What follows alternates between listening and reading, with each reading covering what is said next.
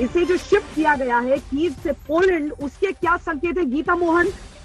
कितनी खतरनाक स्थिति समझे कि भारत ने पहले जो कीव से लवीव की तरफ मूव किया, लेकिन अब लवीव से अस्थायी तौर पर पोलैंड की ओर जो भारतीय दूतावास है उसे स्थानांतरित किया जा रहा है। गीता, श्वेता, स्ट्रेटेजिक डिसीजन है, क्योंकि अगर आप देखें कुछ समय पहले ही जब लास्ट इंडियंस जो इवैक्यूएशन के मिशन के तहत निकाले गए थे, उनके निकलते ही हमें जो हमारे सूत्रों के हवाले से हमें पता चला था कि एम्बेसी यहाँ कीव से लवीव शिफ्ट हो चुकी है और कुछ दिन और रुकेंगे। अगर हालात खराब हुए तो लवीव से वो पोलैंड शिफ्ट होने वाले थे, तो वो हो गया है।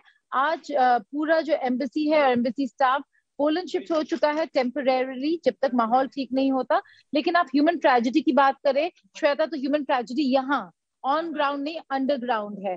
जो ये मेट्रो स्टेशन है जहाँ पे मैं खड़ी हूँ, वो अब एक बॉम्ब शेल्टर बन चुका है। और जिस तरीके से लोग आके यहाँ पे रह रहे हैं, क्योंकि बहुत लोग, श्वेता, आप और हम देखते आ रहे हैं, बहुत लोग कीव छोड़ के नहीं गए हैं और बहुत लोग इरपिन छोड़ के कीव ही आ रहे हैं। लेकिन अगर उनके पास घर बार का जगह नहीं है या उनके नेबरहुड में बॉम्ब शेल्टर्स नहीं है, तो उनके पास और कोई चारा नहीं रहता, बस यहीं पे रहना पड़ता है। इसीलिए बहुत सारे लोग इन मेट्रोस के अंदर रह रहे हैं या फिर प्लेटफॉर्म्स या में रह रहे हैं,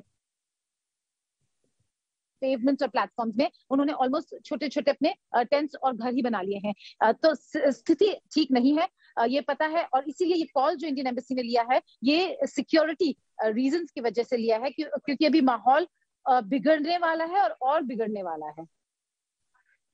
जनरल सतीश दुआ, ये जो हम ग्राउंड पे चीजें देख रहे हैं, वो लोगों के अंदर एक जो टेंशन है, तनाव है, जल्दी से जल्दी इवैक्यूएट होने की उनकी कोशिश है। उसका कारण हम ये भी देखें कि भारत की तरह नहीं कि मिलिट्री इंस्टॉलेशंस को अगर आप टारगेट कर रहे हैं तो वो सिविलियन इलाके से बिल्कुल अलग हटकर होगा।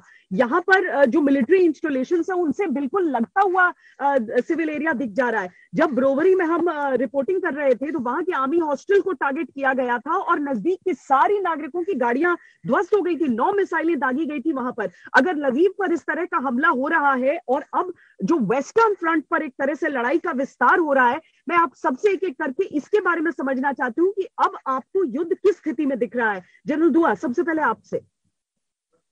जी श्वेता, सॉरी, सबसे पहले तो मैं दाद देना चाहूंगा कि आप एक ये जो शो कर रहे हैं आज, आप स्टूडियो से ना करके बल्कि आप कीव से लाइव कर रहे हैं। Thank you very much. अब जो आपने सवाल पूछा, देखिए, मैं कुछ दिन पहले, पिछले हफ्ते आप ही के शो पे मैंने कहा था एक बार कि मुझे हैरानी है इस बात की कि रशिया, मैं मिलिट्री तौर पे कह रहा हूं, सिर्फ मिलिट्री तौर पे अगर एक ऑपरेशन लॉन्च कर रहे हैं तो उन्होंने नीपर नदी के ऊपर ही, मतलब उसके ईस्ट में ही युद्ध हो रहा था और बाकी तरफ से एड्रेस नहीं कर रहे थे। अब आपका सवाल है कि अब लवीव की तरफ यानी कि वेस्ट की ओर ये युद्ध को बढ़ाया जा रहा है। मेरी समझ से पहले वो एक प्रोबिंग से असॉल्ट कर रहे थे, शायद उनका या रशियन फोर्सेस का ये मानना था कि 2-4 दिन में या कुछ कम समय में ये कैपिचुलेट कर जाएगा या हार मान जाएगा यूक्रेन। लेकिन शायद ऐसा ना होने पर अब मिलिट्री तौर पे उनको पता लग गया है कि उनको सब तरफ से ऑपरेशंस को प्रोग्रेस करना पड़ेगा और शायद इसीलिए युद्ध को एक्सपैंड किया गया है वेस्ट की ओर से भी।